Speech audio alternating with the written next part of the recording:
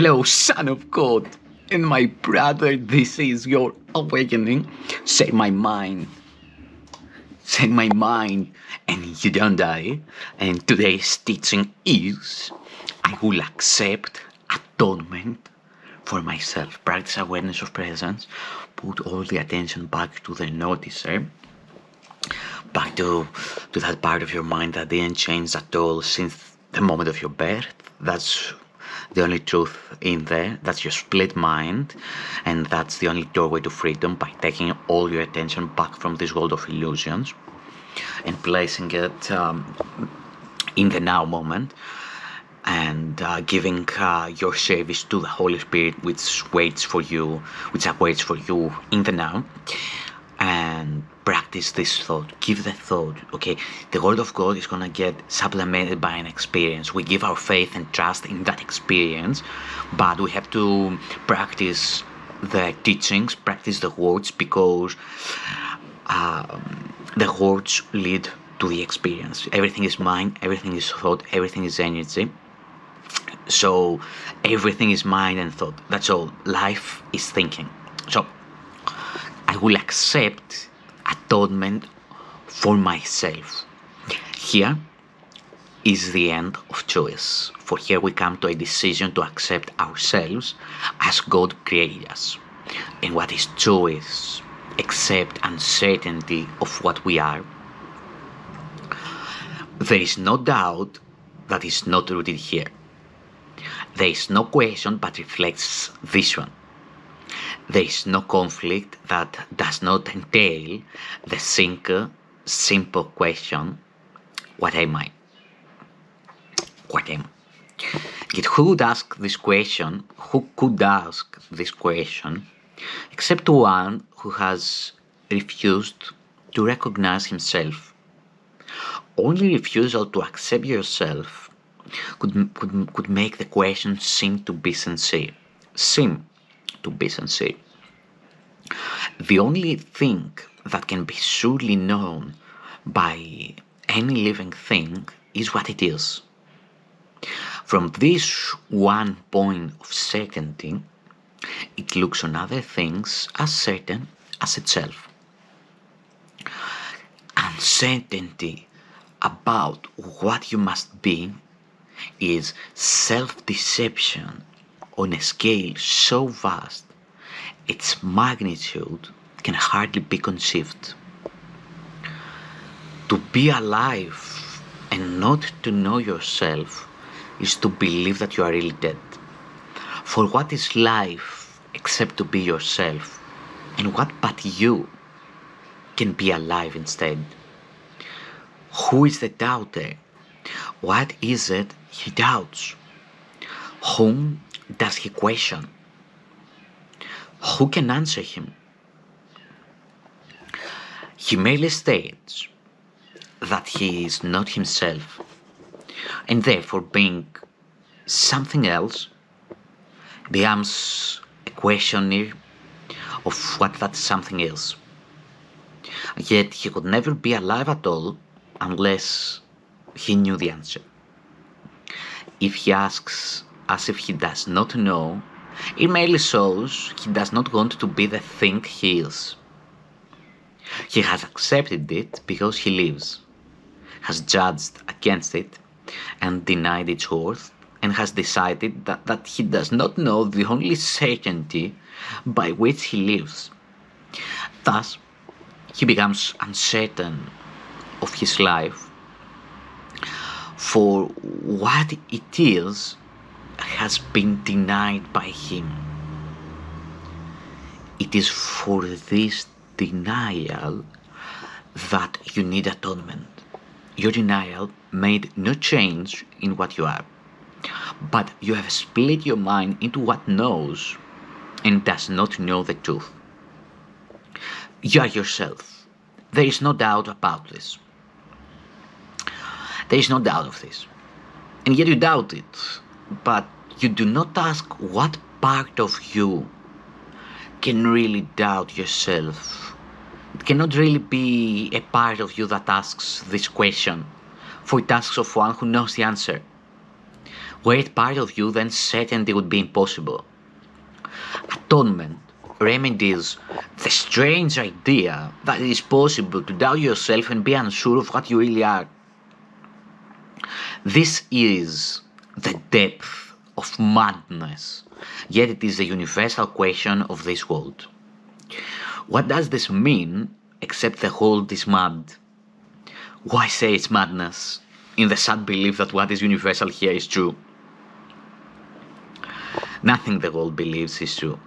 It is a place whose purpose is to be a home where those who claim they do not know themselves can come to question what it is they are. And they will come again until the time atonement is accepted and they learn it is possible to doubt yourself and not to be aware of what you are. Only acceptance can be asked of you, for what you are is certain. It is set forever in the holy mind of God and in your own. My mind holds only what I think with God. It is so far beyond all doubt and question that to ask what it must be is all the proof you need to show that you believe the contradiction, that you know not what you cannot fail to know. Is this a question or a statement which denies itself in a statement? Let us not allow our holy minds to occupy themselves with senseless musings such as this. We have a mission here. We did not come to reinforce the madness that we once believed in. Let us not forget the goal we accepted. It is more than just our happiness alone we came to gain. What we accepted as what we are proclaims what everyone must be along with us. Fail not your brothers, or you fail yourself. Look lovingly on them, that they may know that they are part of you and you of them. This does atonement teach and demonstrates the oneness of God's Son is unassailed by the belief he knows not what he is. Today, accept atonement not to change reality, but merely to accept the truth about yourself and go your way rejoicing in the endless love of God. It is but this that we are asked to do. It is but this that we will do today. 5 minutes in the morning and at night we will devote to dedicate our minds to our assignment for today. We start with this review of what your mission is. I will accept atonement for myself, for I remain as God created me. We have not lost the knowledge that God gave to us when He created us like Him. We can remember it for everyone, for in creation are all minds as one. In our memory is the recall how dear our brothers are to us in truth, how much a part of us is every mind, how faithful they have really been to us, and how our Father's love contains them all. And in our memory is the recall how dear our brothers are to us in truth, how much a part of us is every mind, how faithful they have really been to us, and how our Father's love contains them all. In thanks for all creation, in the name of its Creator and His oneness with all aspects of creation, we repeat our dedication to our cause today, each hour as we lay aside all thoughts that would distract us from our holy aim. For several minutes, let your mind be cleared of all the foolish cobwebs which the world would weave around the Holy Son of God, and learn the fragile nature of the chains that seem to keep knowledge of yourself apart from your awareness, as you say, I will accept atonement for myself, for I remain as God created me. Peace. Hello, Son of God and my brother. This is your awakening, and today's teaching is the ego, a miracle. Say my mind, and you don't die. Illusions will not last. Their death is sure, and this alone is certain in their world. It is the ego's world because of this. What is the ego? But a dream of what you really are. A thought you are apart from your creator, and a wish to be what he created not. It is a thing of madness, not reality at all. A name for namelessness is all it is.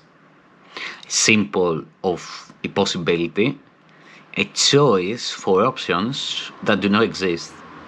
We name it, but to help us understand that it is but nothing, it is nothing but an ancient thought that what is made has immortality. But what could come of this except a dream which, like all dreams, can only end in death? What is the ego? Nothingness, but in a form that seems like something. In a world of form, the ego cannot be denied, for it alone seems real. Yet, could God's Son, as He created him, abide in form or in a world of form? Who asks you to define the ego and explain how it arose can be but he who thinks it real and seeks by definition to ensure that its elusive nature is concealed behind the words that seem to make it so. There is no definition for a lie that serves to make it true. There is no definition for a lie that serves to make it true. Nor can there be a truth that lies concealed effectively. The ego's unreality is not denied by words, nor is its meaning clear, because its nature seems to have a form. Who can define the undefinable? And yet, there is an answer even here. We cannot really make a definition for what the ego is, but we can say why it is not. And this is shown to us with perfect clarity. It is from this that we deduce all that the ego is. Look at its opposite, and you can see the only answer that is meaningful. The ego's opposite, in every way, in origin, effect, and consequence, we call a miracle. And here we find all that is not the ego in this world. Here is the ego's opposite, and here alone we look on what the ego was. For here we see all that it seemed to do, and cause and its effects must still be one. For here we see all that it seemed to do, and cause and its effects must still be one. Where there was darkness, now we see the light. What is the ego? Where the darkness was, what the darkness was. Where is the ego? Where the darkness was. What is it now and where can it be found?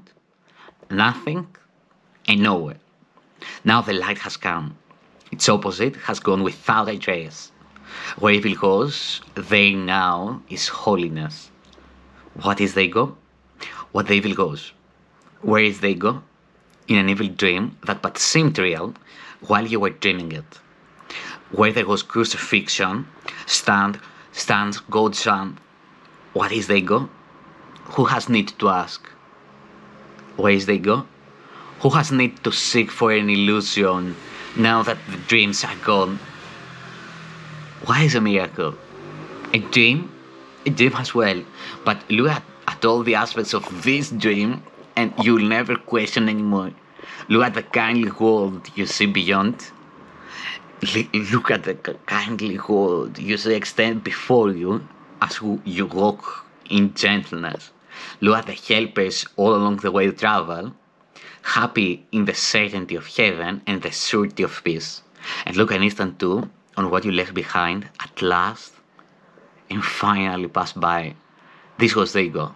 All the cruel hate, the need for vengeance, and the cries of pain, the fear of dying, and the urge to kill, the brotherless illusion and the self that seemed alone in all the universe. This terrible mistake about yourself, the miracle corrects as gently as a loving mother sings her child to rest. Is not a song like this what you would hear? Would it not answer all you thought to ask and even make the question meaningless? Your questions have no answer, being made to steal God's voice, which asks for everyone one question only. Are you ready to help me save the world?